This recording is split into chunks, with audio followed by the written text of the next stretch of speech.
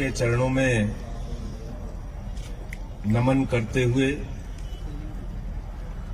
इस बलिदानी सप्ताह को नमन करते हुए मैं सबसे पहले धन्यवाद करना चाहूंगा दिल्ली सरकार के पूर्व मंत्री बली साहब का और यहां की कमेटी का, जिन्होंने मुझे अपनी बात कहने का मौका इस अवसर पर दिया।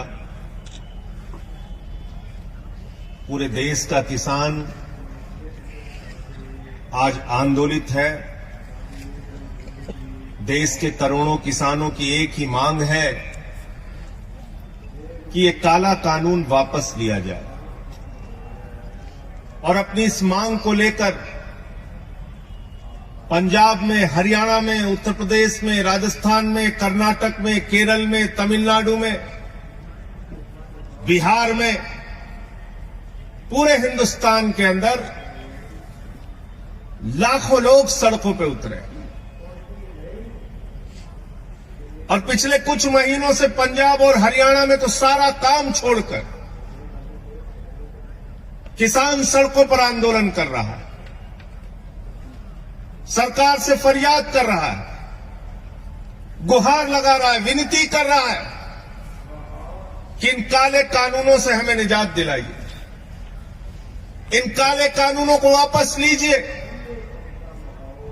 लेकिन ऐसी क्या जिद है, ऐसी कौन सी मजबूरी है जिसकी वजह से मोदी जी की सरकार ये काला कानून वापस नहीं ले पा रही? और वो मजबूरी मैं आपको बताना चाहता हूं। जब पार्लियामेंट के अंदर ये बिल आया, ये काला कानून आया, मैंने उसी दिन कहा था ये कानून किसानों के हित में नहीं है, बल्कि ये कानून हिंदुस्तान के करोड़ों किसानों के डेथ वारंट पे मोदी सरकार ने साइन किया है, और इसलिए हम इसका विरोध करते हैं। और हमने पार्लियामेंट के अंदर माइक तोड़ा था, मुझे निलंबित कर दिया गया। पूरी की पूरी भारतीय जनता पार्टी ऊपर से लेकर नीचे तक रो रही थी, संजय सिंह ने तो माइक तोड़ दिया, संजय सिंह ने तो माइक तोड़ दिया। अरे आज तो तुम किसानों की हड्डियां तोड़ रहे हो। मुझे निलंबित किया गया तो तुम्हारी सरकार को भी निलंबित किया जाना चाहिए।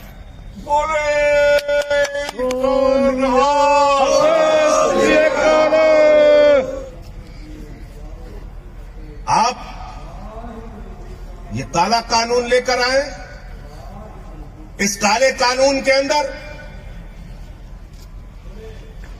एमएसपी की गारंटी का एक शब्द नहीं। मैंने पूछा इसमें एमएसपी की गारंटी कहां है? बोले साहब मोदी जी ने भाषण दे दिया, आप मान लीजिए। मैंने कहा भाई मोदी जी ने कहा था 15 लाख हर खाते में आएंगे, बाद में कह दिया जुमला है। मोदी जी ने कहा था 2 करोड़ रोजगार हर साल मिलेंगे, बाद में कह दिया जुमला है। मोदी जी ने कहा जीएसटी से देश में दूसरी आजादी मिल जाएगी, बाद में राज्यों का शेयर नहीं दिया। मोदी जी ने कहा था इस देश के अंदर नोटबंदी से देश की तकदीर बदल जाएगी। अब नोटबंदी के फायदे हमें गिनाना तो दूर की बात है, जो नुकसान हुए उस पर बातचीत करना नहीं चाहते। मोदी जी तो थाली के भी फायदे गिनवा देते हैं, ताली के भी गिनवा देते हैं। मोदी जी के भाषण से एमएसपी की गारंटी नहीं मिलेगी। अगर मुझे एमएसपी नहीं मिली, न्यूनतम समर्थन मूल्य नहीं मिला, तो महेंद्र गोयल जी अगर मैं किसी जज के सामने जाऊंगा तो जज साहब कहेंगे कानून में कहां लिखा है बताओ। और तब मैं अगर कहूंगा कि मोदी जी का भाषण जज साहब आपने नहीं सुना, तो वो हमारी याचिका लेंगे और उसको कूड़ेदान में डाल देंगे। कहेंगे कानून से एमएसपी मिलती है, भाषण से एमएसपी नहीं मिलती, भाषण से एमएसपी नहीं मिलती। दूसरा, आपने इस कानून के अंदर कॉन्ट्रैक्ट फार्मिंग की बात लिखती,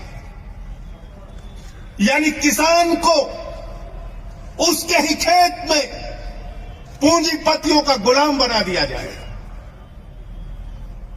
इस कानून में आपने असीमित भंडारण की छूट दे दी। इसका मतलब हिंदुस्तान का कोई भी पूंजीपति अडानी और अंबानी सस्ते में किसान से गेहूं खरीदेगा, सस्ते में किसान से धान खरीदेगा, सस्ते में फल खरीदेगा, सस्ते में सब्जियां खरीदेगा और सबका भंडारण करके अपने बड़े बड़े कोल्ड स्टोरेज में रखेगा और जब बाजार में उसकी कमी आ जाएगी तो महंगे दामों पर हमको आपको बेचेगा। इस देश में जमाखोरी, कालाबाजारी और महंगाई को मोदी सरकार ने इस बिल के माध्यम से लीगलाइज करने का काम किया है, वैधता प्रदान करने का काम किया है। आप कहते हैं ये बिल किसानों को समझ में नहीं आता। मोदी जी भाषण देके समझा रहे हैं, उनके मंत्री भाषण देके समझा रहे हैं, कहते हैं बिल समझ में नहीं आया, बिल समझ में नहीं आया। अरे मैं तो ये कहना चाहता हूं किसानों को ये बिल समझ में आ गया है, ये आपकी प्रॉब्लम है। ये आपकी प्रॉब्लम है कि किसानों को ये बिल समझ में आ गया है और इसलिए आज पूरे देश का किसान आंदोलनरत है। मुझे पीड़ा होती है, तकलीफ होती है मुझे जब आप उन अन्नदाताओं को आतंकवादी कहते हैं, शहीद आजम भगत सिंह के वंशजों को आतंकवादी कहते हैं, शहीद उधम सिंह के वंशजों को आतंकवादी कहते हैं, शहीद लाला लाजपत राय के वंशजों को आतंकवादी कहते हैं, शहीद करतार सिंह सराफा के वंशजों को आतंकवादी कहते हैं। जलियांवाला बाग कांड में जिन लोगों ने अपनी शहादत दी उनके वंशजों को जो लोग आतंकवादी कहते हैं, उनको इस देश की सत्ता पर एक मिनट भी रहने का अधिकार नहीं, मैं कहना चाहता हूं। और इसलिए साथियों और दोस्तों, कल तो मोदी जी के सामने हम लोगों ने विरोध किया, हमारे साथी सांसद पंजाब के भगवंत मान जी ने जमकर विरोध किया और उनके बहरे कानों में आपकी आवाज पहुंचाने की कोशिश मैंने की। सदन चल रहा था तब भी की, सदन नहीं चल रहा है, सत्र नहीं बुलाया जा रहा है तब भी की और आगे भी करता रहूंगा, लड़ता रहूंगा आपके लिए, आपकी आवाज को उठाता रहूंगा, क्योंकि हमारे नेता अरविंद केजरीवाल जी ने साफ तौर पे कहा है आम आदमी पार्टी का एक एक कार्यकर्ता सड़क से लेकर संसद तक किसानों के मुद्दे पर उनके साथ रहेगा। लाठियां भी खानी हो, जेल भी जाना हो, आपकी सेवा भी करनी हो, एक कार्यकर्ता बनके, एक सेवादार बनके आपके साथ मजबूती से खड़ा रहेगा। और इसलिए मैं आप लोगों से निवेदन करने के लिए आया हूं, विनती करने के लिए आया हूं। बल्ली साहब यहां बैठे हैं, बहुत सारे संघर्षों में जेल भी जा चुके हैं, लाठियां भी खाई हैं इन्होंने गरीबों के लिए, मजदूरों के लिए। महेंद्र गोयल जी हमारे विधायक जी हैं, कई दिनों से लगातार यहां पे सक्रिय हमारे कार्यकर्ता हैं साहब। मैं आप लोगों से एक ही बात कहना चाहता हूं, आपके आंदोलन से पहली बार हिंदुस्तान की सरकार डरी हुई है, खलबलाई हुई है और इनको एक ना एक दिन, अब ज्यादा समय दूर नहीं है, मजबूर होना पड़ेगा, मजबूर होना पड़ेगा आपकी मांगों को पूरा करने के लिए। इस पूरे सप्ताह